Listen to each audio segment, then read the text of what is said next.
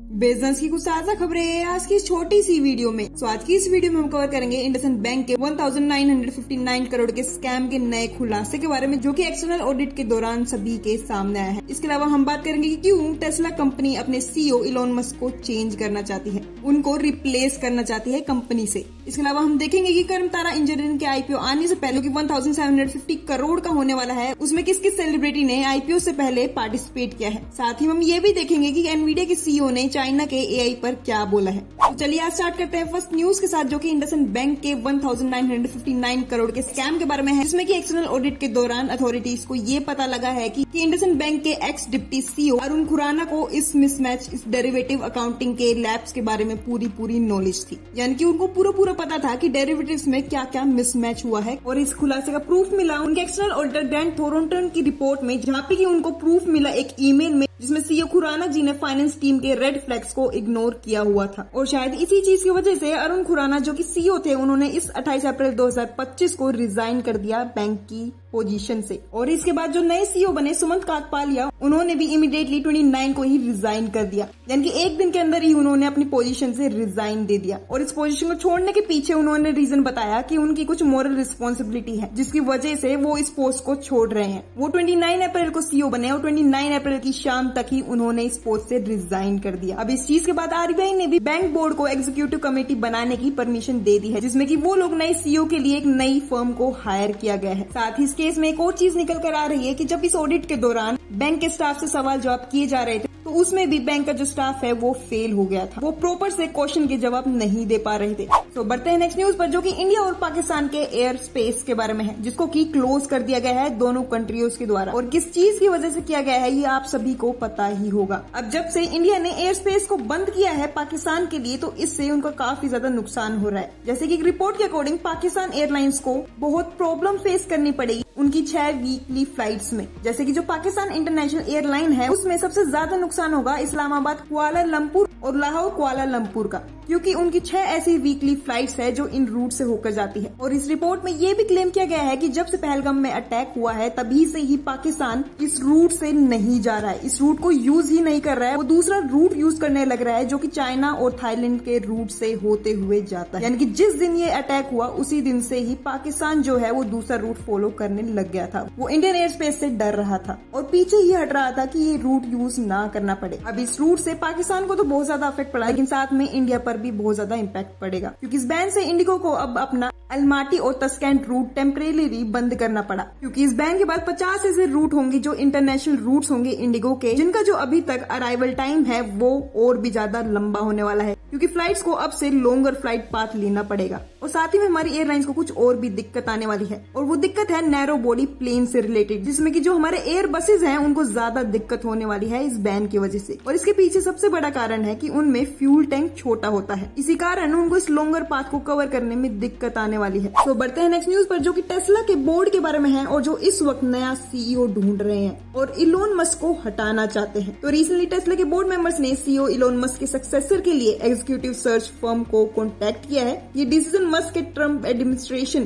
के साथ बढ़ते रिश्ते और डोज में रोल के चलते लिया गया है। और बोर्ड ने इस वक्त एक लैंडिंग एग्जीक्यूटिव फर्म चुना है इस काम के लिए, लेकिन अभी भी इस पर सक्सेशन प्लानिंग अभी अनसर्टेन है, कुछ भी कंफर्म नहीं है। अभी ये भी अनक्लियर है कि मस्क को इस प्रोसेस के बारे में पता था, या फिर उनके टेस्ला को ज्यादा टाइम ना देने के कारण ये लोग ये डिसीजन को ले रहे हैं। क्योंकि मस्क ने टेस्ला को 20 सालों के लिए लीड किया है, तो लीडरशिप चेंज होना काफी सिग्निफिकेंट होगा। इसके अलावा टेस्ला की बोर्ड इंडिपेंडेंट डायरेक्टर अपॉइंट करने की भी साथ में सोच रहे हैं, क्योंकि बोर्ड को इस वक्त सबसे ज्यादा इन्वेस्टर्स को स्टेबिलिटी अश्योर करनी है कि कंपनी अभी स्टेबल है, सही है। क्योंकि अगर रिसेंटली अगर आप लोग नोट करो तो इलोन मस्क के ट्रम्प के साथ कनेक्शन के कारण टेस्ला की सेल्स में बहुत बड़ा डिक्लाइन देखने को मिला है वर्ल्ड वाइड। और मस्क के खिलाफ काफी ज्यादा प्रोटेस्ट भी हुए हैं यूएस में, जिसकी वजह से टेस्ला बोर्ड ये डिसीजन लेने के लिए राजी एक तरीके से दिख रहा है। इसके अलावा बढ़ते हैं नेक्स्ट न्यूज पे, जो कि इलोन मस्क के ही बारे में है, और जिसमें वो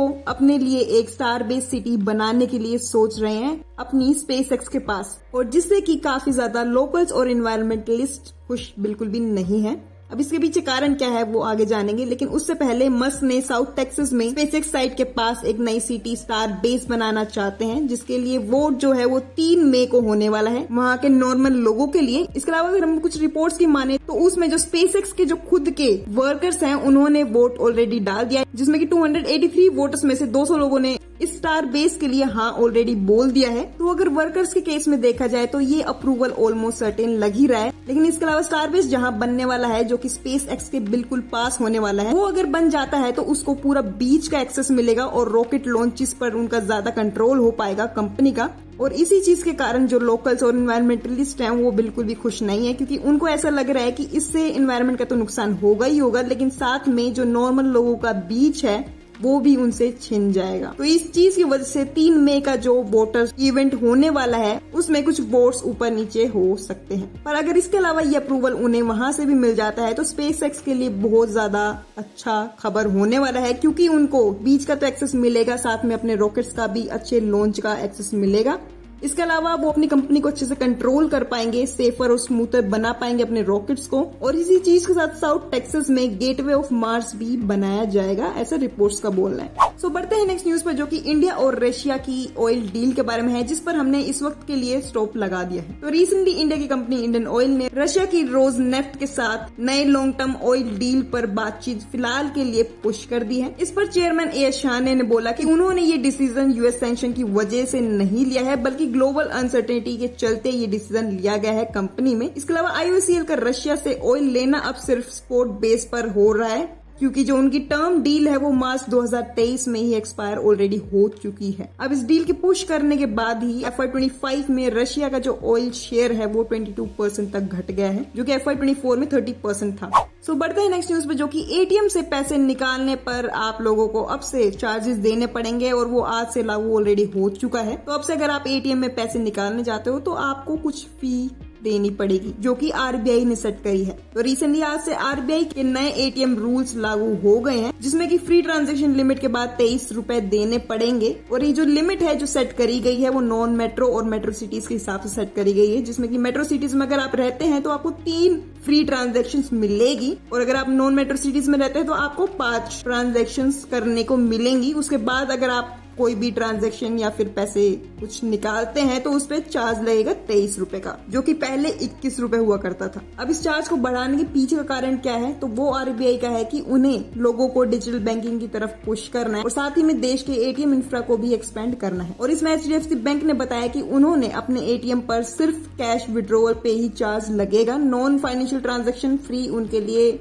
उनके यूजर्स के लिए फ्री रहेगी, उन पे उनको कोई भी चार्ज नहीं देना पड़ेगा। इस पर पीएनबी ने कहा कि फ्री लिमिट के बाद 23 रुपए कैश ट्रांजैक्शन पे और 11 रुपए नॉन फाइनेंशियल ट्रांजैक्शन पे वो लोग चार्ज करने वाले हैं। सो बढ़ते हैं नेक्स्ट न्यूज पे, जो कि एक बहुत बड़े आईपीओ के बारे में है, जिसमें कि बहुत बड़ी बड़ी सेलिब्रिटीज ने इन्वेस्टमेंट किया है आईपीओ से पहले, जिसका नाम है करमतारा इंजीनियरिंग। और ये कंपनी क्या काम करती है, तो ये बनाती है products for transmission line wind और सोलर के लिए। तो इसी कंपनी में, जिसका नाम है करमतारा इंजीनियरिंग, जो कि आईपीओ अपना लेके आने वाली है बहुत जल्द ही, जिसका ये 1750 करोड़ का आईपीओ होने वाला है, जिसमें कि 1350 करोड़ का फ्रेश इश्यू होने वाला है और 400 करोड़ का ऑफर फॉर सेल होने वाला है, जिसमें कि बहुत बहुत बड़े सेलिब्रिटीज ने इन्वेस्ट किया है, जैसे कि रणवीर कपूर, आमिर खान, रोहित शर्मा और बुमराह ने। और इस पूरी डील का उन्होंने अमाउंट क्या रहा, तो बोला 105.7 करोड़ का, जो कि इन चारों लोगों ने मिलकर किया है। और अगर इस 105 करोड़ की डील में और हम डीपली जाके देखें तो इन चारों स्टार्स ने 9.68 लाख शेयर्स खरीदे हैं, जिनकी वर्थ है 30.03 करोड़, और जिसका की जो प्राइस है जिस पर ये डील हुई है वो है 310 रुपए। तो आप भी इस आईपीओ को चेक कर सकते हो। इसके अलावा कंपनी का फ्यूचर में कुछ टारगेट भी है जो कि ये कंपनी अचीव करना चाहती है, जैसे कि उन पर कुछ कर्जा है 1050 करोड़ का, जिसको वो लोग चुकाना चाहते हैं। इसके अलावा अभी भी टोटल डेट जो है कंपनी के ऊपर है वो है 1320 करोड़ का, जिसको कि आप अच्छे से और स्टडी करके इस कंपनी में पैसा लगाना चाहो तो लगा सकते हो। सो बढ़ते हैं नेक्स्ट न्यूज पे, जो कि एनवीडिया के सीईओ के बारे में है, जिन्होंने चाइना के ऊपर कुछ बोला है कि वो लोग यूएस से बिल्कुल पीछे नहीं है, वो बहुत ज्यादा क्लोज है